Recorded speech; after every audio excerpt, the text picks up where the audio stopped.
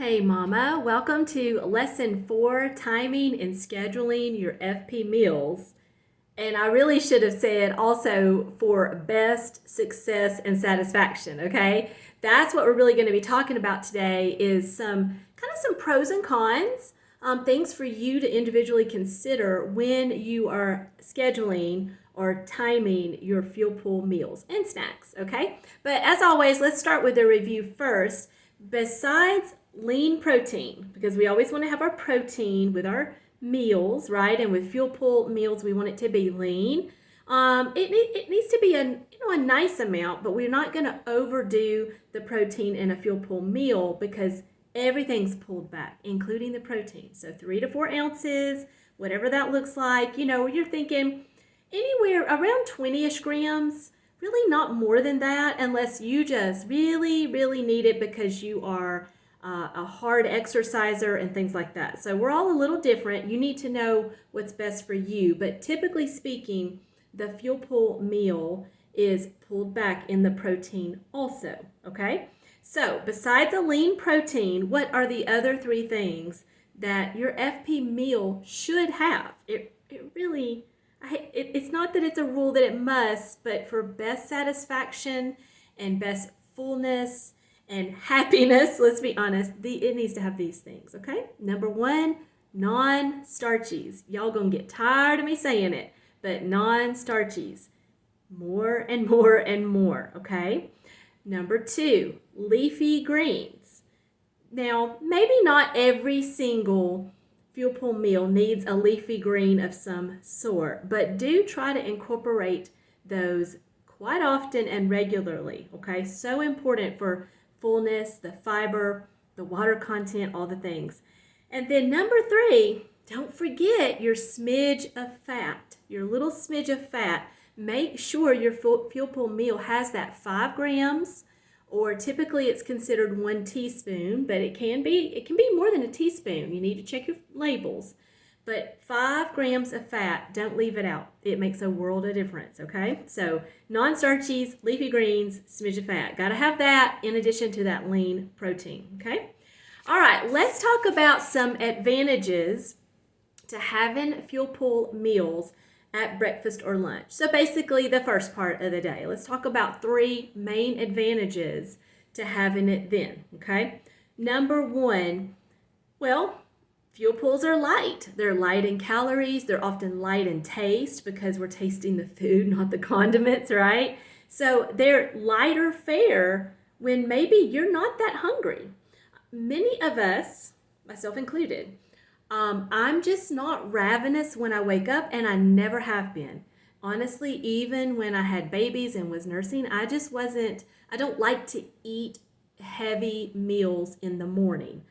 I have done that thinking that's the right thing to do, eat lots of fried eggs and all the things and sausage and all that, but I might do that on occasion, but I don't actually really want that kind of heavy food in the morning, okay?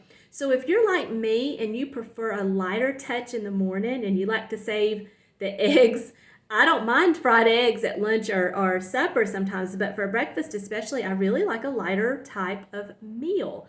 So that's a perfect place to put a fuel pool is when you want to eat and you need to get started on your day and you need to have some good fuel, but maybe you just like a lighter type of meal. So that's a great time for a fuel pool. Number 2, mentioned this before, but a really, really basic fuel pool, like just some protein powder of whatever choosing, some collagen powder, whatever, and some liquid is a great way to fuel your exercise recovery. And so most of us tend to exercise in the first half of the day.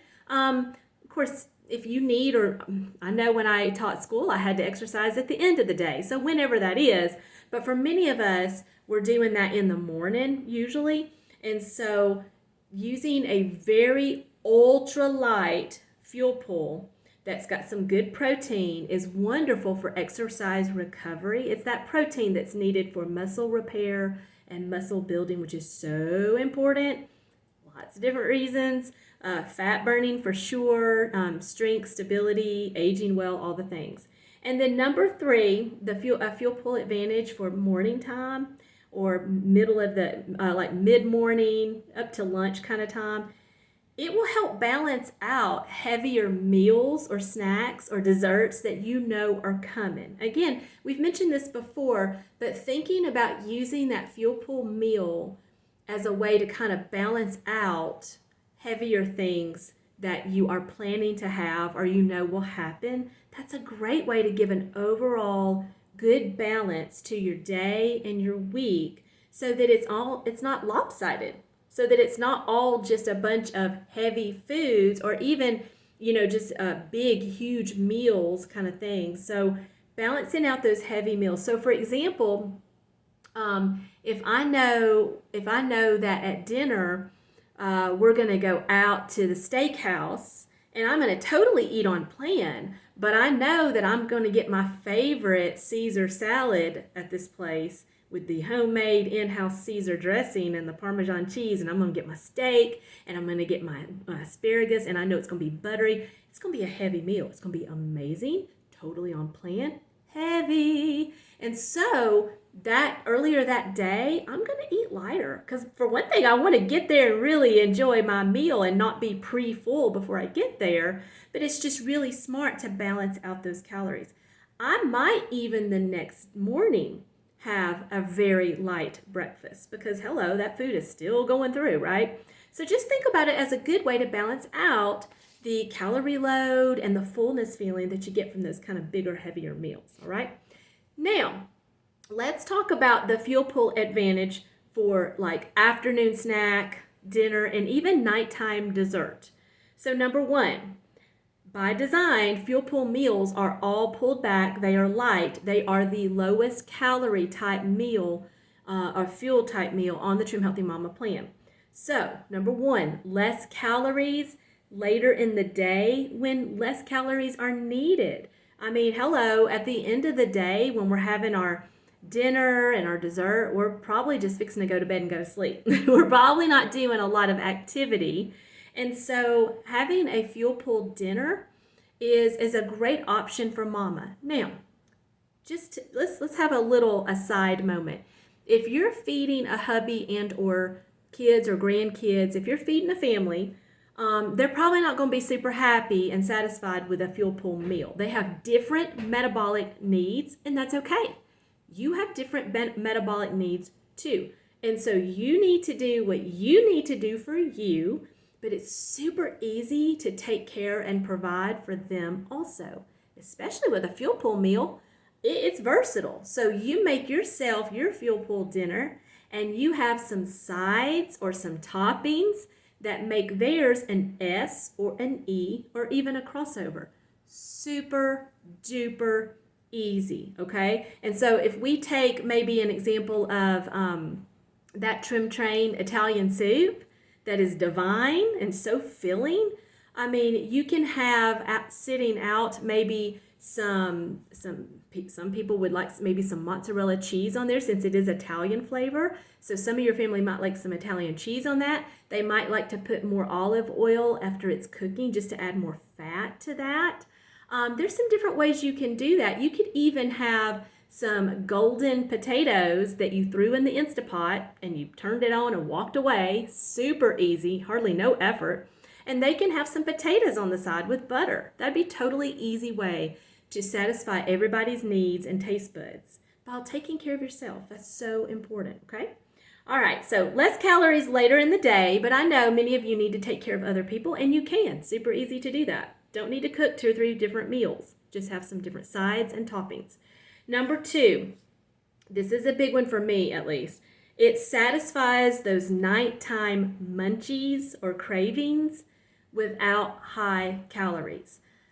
That's a big struggle for many of us, and sometimes it can be because maybe your husband or your family, they're getting to have a nighttime snack, they're getting to have a nighttime dessert, and you want something too because you don't want to miss out and you want to have that with them.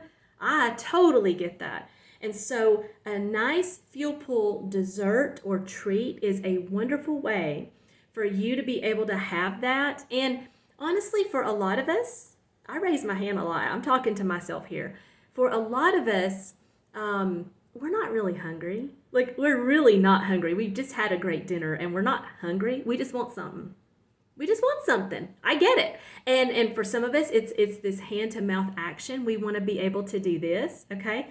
And so fuel pools are a perfect way for us to get to do that and enjoy that, and maybe just kind of satisfy that little sweet tooth or that little salty that we need. And there's some wonderful ways to do that. I'm going to share some of those with you in the resource guide, okay? So you'll have some ideas there to go by, but just keep that in mind.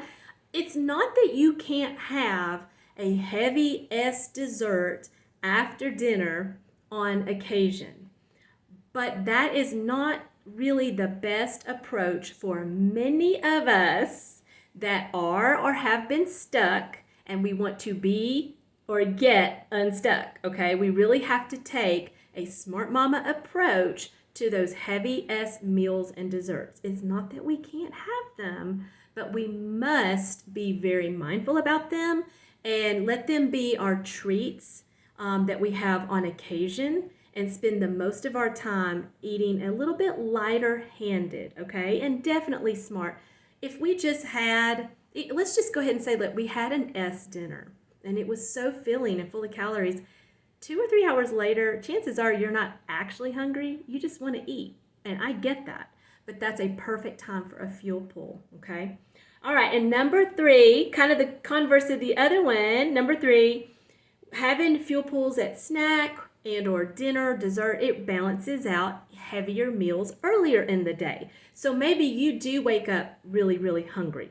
Or maybe you've worked out a lot or done a lot of physical activity or whatever. Or maybe you just went out to eat. Who knows?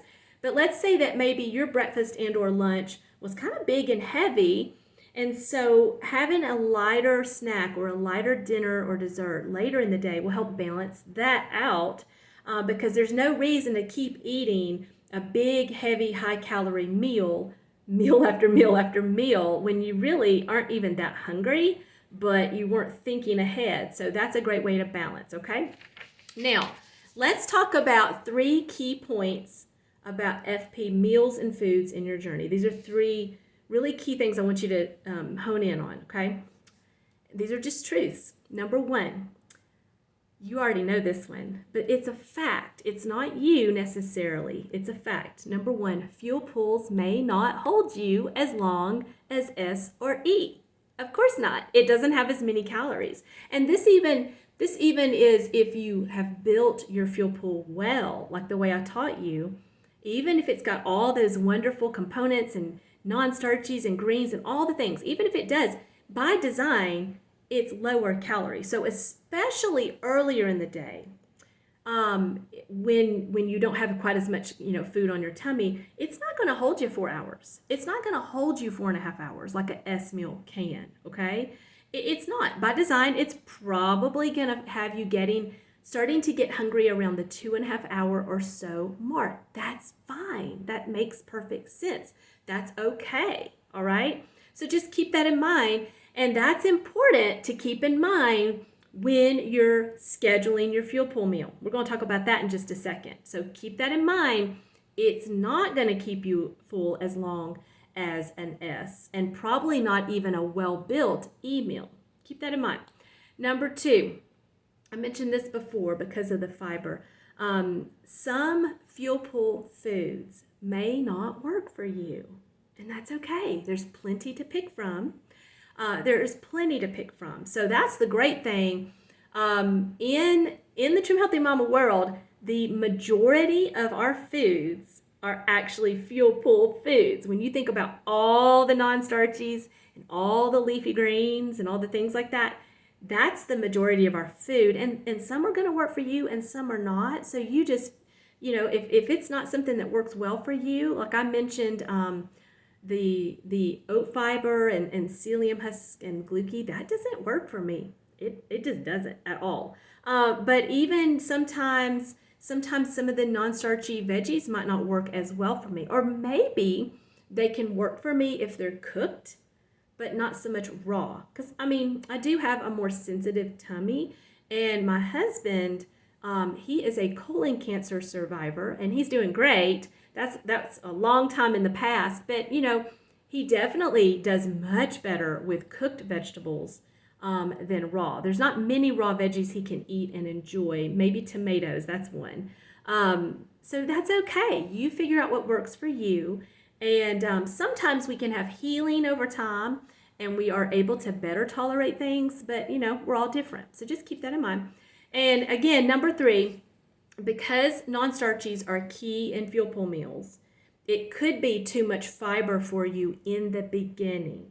And so just remember, we do want to include all these wonderful non-starchy veggies and leafy greens, but it is a lot of fiber. Now, it's fiber with water if we're talking about the non-starchies and leafy greens, and that does help as opposed to those dry fibers like oat fiber, psyllium husk, glucose, things like that. Those are much harder on a lot of mommy's tummies. Now, those are wonderful, healthy foods and ingredients, I should say. And so if you can enjoy them, again, please do. But it's not uncommon for some mamas to not be able to have those even when they start small and work up slowly. But here's what we don't talk about a lot is, and I want you to keep this in mind. Keep this in mind. Even with those non-starchies and veggies, even the ones you've eaten your whole life, here, there, and yonder. Like, I'm sure everybody's had a bite of broccoli. Probably everybody's had some cauliflower at some point, maybe on a veggie tray. I mean, even those things that you've tasted before, included before, as you start to focus in on really including lots of non-starchies and leafy greens in your fuel pools, you're going to be increasing the amount of fiber that you are putting into your body. That's a great thing. However, that can cause tummy distress and different issues if you're not starting slow with that. So even with those foods that you are used to, as you start to include more, just go slow, take your time. There's no reason to overdo it at all 3 meals and then not be comfortable, and then you're going to feel like throwing in the towel on the non-starchies or the fuel pool meals. But really, you just need to start slow, even with those veggies and greens that you have tried before and maybe even regularly eat. When you increase that quantity each day, just go slow. Take it easy. Be gentle to your body and let your body have time to get acclimated to that much fiber and that much content, okay? So just take your time. All right, let's talk about a problem and solution that I have seen time and again as an admin, but I have also felt deep in my body before. Oh my goodness. Problem: not taking your schedule into account with these fuel pool meals that are lighter by design. Woo! Listen, don't have a fuel pool breakfast before church. Don't do it. I don't care if it's on the menu that Mama Fox gave you from, whatever, or any other coach or admin or blogger. Don't do it. It's not worth it because you will make the people around you giggle when your tummy starts growling towards the end of the service. So don't do it. I have been there, done it, ain't never gonna do that again. Even after all this time, even if I build the fuel pool well, it's not gonna hold me 3.5 to 4 hours, okay? So if I have that fuel pool breakfast at, say, 8 a.m., which isn't all that early, and then church doesn't start until 10 or 11, and we don't get out until 12:30. Oh my goodness me. And then what's going to happen is then I'm hangry and I'm willing to eat anything that my family wants to go and stop and get on the way home, or I walk in the door and I'm cramming stuff in my face. Not good. So take your schedule into account.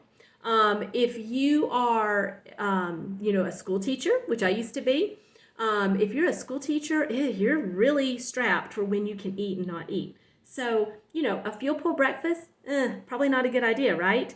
Even a lunch might not be. It depends on when your class goes to PE, right? When do you get your break? When do you get that break? You got to take all that stuff into account. And it does not matter if Pearl makes the menu or Mama Fox makes the menu or somebody else makes that menu, it's your journey. It's your life and it's your schedule, and you've got to rearrange those FPs and those E's and those S's on that menu so that it works for you. Sure, try to get in some fuel pulls throughout the week, but if you know that if you have a fuel pull breakfast and you're going to go to work, you're going to leave home and you're going to go to work and you can't have lunch for 4 or 5 hours, no, that's not the right time for a fuel pull breakfast, okay? Have something else. Get yourself some good fuel that's going to help you carry it.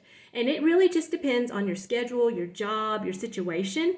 But just take a step back, look at what's going to make the most sense. Schedule your fuel pull meals. Talking about meals here. Snacks too, but schedule your fuel pull meals when you know that you should be able to eat 3-ish hours later. Okay? And if you're not sure or you're kind of worried about it, then it might not be the best time. Now, yes, there's things you can do and all that, but make it easy on yourself and make your menu and your THM work for you. That is of utmost importance, okay? All right, mamas, that concludes lesson 4. Bye-bye.